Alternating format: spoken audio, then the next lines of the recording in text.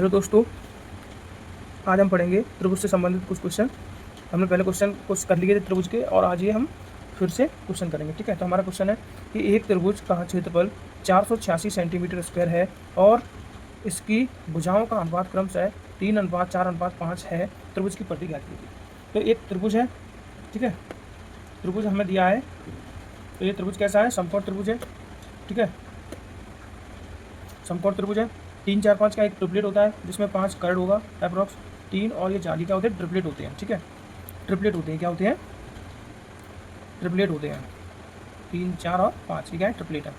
अब देखिए, इसमें हमें क्या है कि अनुपात दिया हुआ है। ठीक है, लेकिन सबसे पहले हमें पता होना चाहिए कि जब यहाँ पे अनुपात दिया है 3, 4 और 5, तो इसके साथ हम x लगा लेंगे।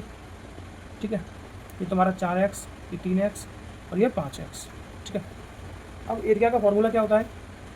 एरिया का फॉर्मूला होता है, राइट एंगल ट्रायंगल का एरिया होता है 1/2 इंटू बेस इंटू हाइट। तो देखो यहाँ पे बेस यानी आधार कितना है? यहाँ पे 4x, तो 1/2 इंटू 4x, और हाइट कितनी है? 3x। ठीक है, या परपेंडिकुलर बोल सकते हैं। और यहाँ पे एरिया कितना दिया हुआ है? एरिया कितना दिया हुआ है अपने पास? 486। ठीक है, 2 से इसको काट देंगे। ठीक है, यहाँ पे 2 3 6x स्क्वायर हो जाएगा, 6x स्क्वायर, और यहाँ आ जाएगा तुम्हारा 486। ठीक है, 6x स्क्वायर और 486 से आगे करेंगे। 6 से इसको काट देंगे। 6 8 48, 6 कम 6 equal to x square cut जाएगा। तो x की वैल्यू निकालेंगे तो आपका √81, और x की वैल्यू आ जाएगी 9। x की वैल्यू क्या आ गई? 9। अभी ये x की वैल्यू आई है। अभी यहाँ से हम क्या निकालेंगे? त्रिभुज की सारी भुजाएं निकालेंगे। ठीक है, त्रिभुज की सारी भुजाएं निकालेंगे तो 3x और 4x और 5x, ये थी आपकी भुजाएं अनुपात में। अब इनको कैसे निकालेंगे? देखो x का वैल्यू अपने पास 9 आ चुकी है, तो यहाँ पे 3 × 9 कर देंगे। 3 × 9 27, 4 × 9 36, 5 × 9 14, 5। ये अब क्या आ चुकी है अपने पास? भुजाएं। ये क्या आ चुकी हैं? भुजाएं। अब यहाँ से अपन क्या निकालेंगे? पेरीमीटर निकालेंगे या परिधि निकालेंगे। ठीक है, तो परिधि क्या है? ये भुजाएं, इन सभी को जोड़ देंगे तो आपकी परिधि निकल जाएगी। परिधि 27 + 36 + 45, तो ये आ जाएगी तुम्हारी कितना? 108। ठीक है, ये होगा तुम्हारा आंसर। इसे हम एक तरीका से और भी निकाल सकते थे। परिधि कैसे निकाल सकते थे कि हमारे पास क्या है? 3x और 4x और 5x, इन सभी को जोड़ेंगे तो 4 3 7 7 5 12x हो जाएंगे, और x का मान हमारे पास था 9, 12 9 में 108। तो इस तरीके से भी हम निकाल सकते थे। ठीक है, हमारा अगला क्वेश्चन है कि एक समकोण त्रिभुज जिसका परिमाप, एक समकोण त्रिभुज का परिमाप 120 सेंटीमीटर है, किन्हीं दो लंब भुजाओं का अनुपात 12:5 दिया हुआ है। सबसे पहले हमें क्वेश्चन में ये देखना है कि हमको क्या दिया है और क्या निकालना है। जब तक हमें ये समझ में नहीं आएगा तो हम क्वेश्चन को हल नहीं कर पाएंगे। एक समकोण त्रिभुज का परिमाप 120, यानी कि इसमें जो पैरामीटर दिया है वो 120 दिया है, और दो भुजाओं का, लंब भुजाओं का अनुपात 12:5 है। तो भुजाओं की लंबाई ज्ञात कीजिए। हमसे भुजाओं की लंबाई पूछी, निकालने को बोला है, और हमें अनुपात दिया हुआ है। तो इसमें भी आपका ये समकोण त्रिभुज बनेगा। ठीक है, राइट एंगल ट्रायंगल है, जिसका हमें क्या दिया है? पेरीमीटर दिया है। ठीक है, A, B और C। इसमें बोला है कि दो भुजाओं का, लंब भुजाओं का अनुपात, यानी कि एक 12 है तो एक कौन सी है? 5 है। ठीक है, हम किसी को भी मान सकते हैं। अब हमें इसमें भी ट्रिपलेट लगता है। ट्रिपलेट ये आपको याद करने पड़ेंगे। ठीक है, तो ट्रिपलेट क्या होता है? 12, 5 और 13। 12, 5 और 13। ठीक है, इसको यहाँ लिख देते हैं 12, 5 और 13। ये क्या होते हैं? ट्रिपलेट। तो इनके साथ हम x लगा लेंगे, यानी कि यदि एक भुजा आपकी 12 है, दूसरी यदि 5 है, तो जो कर्ड बनेगा वो कितना बनेगा आपका? 13x। ठीक है, ठीक है, ये कैसे निकालते हैं? ये निकालते हैं कर्ड का, लंब और आधार का वर्ग का योग करके कर्ड का वर्ग। ठीक है, लेकिन ये डायरेक्ट भी अपन लोग याद भी कर सकते हैं ट्रिपलेट को। तो इसमें देखिए, जब हमने ट्रिपलेट निकाल लिया है, अब हमें क्या दिया है? परिमाप दिया हुआ है 120, लेकिन यहाँ पे हमें अनुपात दिया है। ठीक है, अनुपात दिया है तो हम इनको जोड़ेंगे पहले। अनुपात 12x + 5x + 13x = 120। ठीक है, क्योंकि पेरीमीटर क्या है? सभी भुजाओं का योग होता है, उसी को हम परिमाप बोलते हैं। जो दिया कितना? 120 दिया है। अब इनको हम जोड़ेंगे। 12 5 17, 17 3 20 + 30, ये तुम्हारा 30x हो जाएगा = 120। ठीक है, ये 30 से इसको काट देंगे 40 बार, तो x = क्या आ जाएगा तुम्हारा? सॉरी, 4 बार कट जाएगा, 0 से 0 4 बार, x = 4। x की वैल्यू अपने पास क्या आ गई? 4। अब हमसे पूछा क्या है? भुजाएं पूछी हैं। ठीक है, भुजाओं की लंबाई पूछी। भुजाएं हमने क्या मानी थी? 12x, 5x और 13x। अब यहाँ से देखो निकाल लेंगे, मल्टीप्लाई 4 कर देंगे तो 12 × 4 = 48, इसमें मल्टीप्लाई 4 तो 5 4 × 20, मल्टीप्लाई 4, 18 4 जा 52, ये हमारी क्या आ जाएंगी भुजाओं की लंबाई, जो कि आंसर हो जाएगा। ठीक है, ये क्वेश्चन बहुत ही अच्छा क्वेश्चन है। ठीक है, थोड़ा अच्छे से इसको समझना पड़ेगा, बहुत ही अच्छा है, थोड़ा टफ भी है। ठीक है, क्वेश्चन है तुम्हारा एक समकोण त्रिभुज की भुजाएं। अपन को अगली बार बोला है कि जो त्रिभुज है वो कैसा है, राइट एंगल ट्रायंगल है, और उसकी क्या दी हुई भुजाएं x-2, x-4 और x है। तो इसका क्षेत्रफल ज्ञात कीजिए। ठीक है, हमें एरिया निकालना है और हमें क्या है भुजाएं दी हैं, लेकिन हमको इंटीजर्स में भुजाएं नहीं दी है, x-2 और x-4 और x इस तरह से भुजाएं दी हुई। डायरेक्ट भुजाएं होती तो हम डायरेक्ट निकाल लेते। तो आइए हम इसको सॉल्व कैसे करेंगे। समकोण त्रिभुज बनाएंगे ये एक। ठीक है, समकोण त्रिभुज बनाएंगे।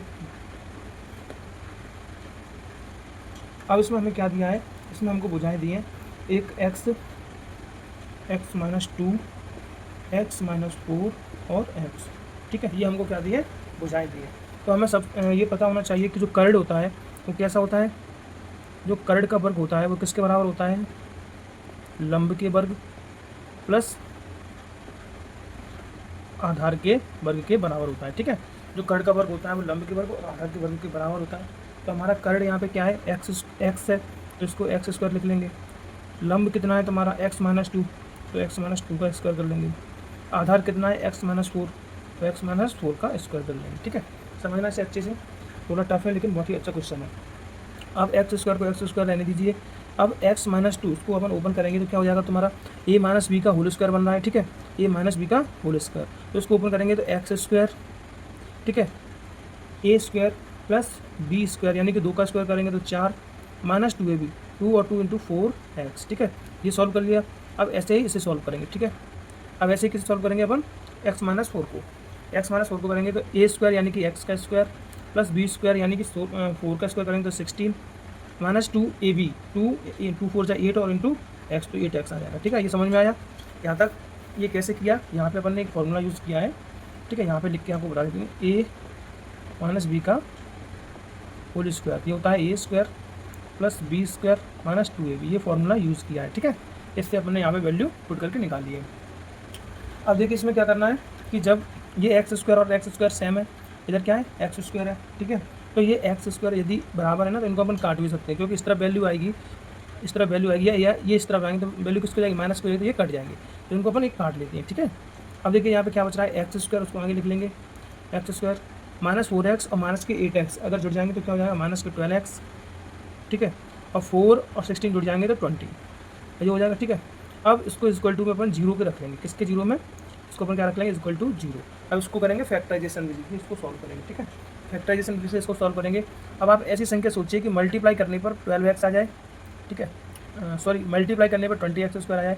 फैक्टराइजेशन कैसे करते हैं, लास्ट वाली संख्या को फर्स्ट वाली संख्या के साथ मल्टीप्लाई करेंगे, तो 20 का x² के साथ मल्टीप्लाई करेंगे तो कितना आ जाएगा, 20x² आ जाएगा। ठीक है, और माइनस के 12x है। तो आप देखिए ऐसी संख्या सोचिए कि मल्टीप्लाई करने पे 20 आया है और जोड़ने घटाने पे कितना आया है, 12, तो 10 और 2 का अगर मल्टीप्लाई करेंगे तो 20x² हो जाएगा, और 10x माइनस के 2x को अगर जोड़ेंगे तो क्या जाएगा, माइनस के 12x आ जाएगा। ठीक है, इतनी चीज़ आपको समझ में आई।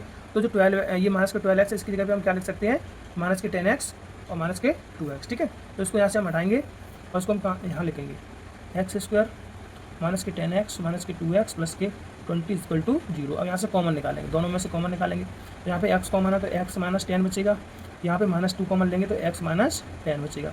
अब सेम कोष्टक है तो उसको एक बार लिखेंगे, x - 10 जो सेम है उसको एक बार लिखेंगे, और जो बाहर है ना कोष्टक के उसको एक बार लिखेंगे, x - 2 = 0 अपना चलेगा। ठीक है, अब x - 10 = 0 और x - 2 = 0। अब हमें यहाँ पे सोचना है कि यदि हम x यहाँ पे सॉल्व करेंगे, x - 10 = 0, तो x की वैल्यू कितनी आ जाएगी, 10 आ जाएगी। यहाँ पे x - 2 = 0 तो x की वैल्यू कितनी आ जाएगी, 2 आ जाएगी। लेकिन 2 यहाँ पे निगलेक्ट करना पड़ेगा, क्यों, क्योंकि यदि यहाँ पे साइड अगर अपन 2 लेते हैं तो 2 - 2 करेंगे तो यहाँ पे 0 हो जाएगी, लेकिन किसी भी त्रिभुज की अगर कोई लंबाई है तो वो 0 नहीं हो सकती, इसलिए हम किसको लेंगे, 10 को लेंगे। तो यदि यहाँ पे 10 है तो 10 - 2 करेंगे तो यहाँ पे कितना आ जाएगा तुम्हारा, 8 आ जाएगा। यहाँ पे 10 - 4 करेंगे तो 6 आ जाएगा। यहाँ पे x है तो यहाँ पे कितना आ जाएगा तुम्हारा 10। ये तुम्हारी क्या आ गई, भुजाएं आ गई, क्या आ गई आपकी भुजाएं। और जब भुजाएं आपने निकाल ली हैं तो हम इसको इससे क्या अपन ने पूछा, क्या है, एरिया पूछा है, तो एरिया निकालेंगे तो राइट एंगल ट्रायंगल का एरिया क्या होता है, 1/2 इंटू बेस इंटू हाइट। तो 1/2 करेंगे, बेस कितना है आपका 6, हाइट कितना है तुम्हारा 8, सॉल्व करेंगे 2 3 6 8 8 3 24 सेंटीमीटर इसका ये आ जाएगा तुम्हारा आंसर। ठीक है, बेस इंटू हाइट 1/2 और यहाँ पे बेस कितना है 6, हाइट कितनी है 8, काट देंगे 3 और 8 3 24 सेंटीमीटर स्क्वायर आंसर हमसे शीट पर पूछा था जो हमने निकाल लिया। ठीक है, ये क्वेश्चन थोड़ा लेंथी जरूर है लेकिन बहुत ही अच्छा क्वेश्चन है। अगर आप लोगों को अच्छा लगे तो वीडियो को लाइक करें, शेयर और सब्सक्राइब करें। अगला क्वेश्चन बहुत ही सिंपल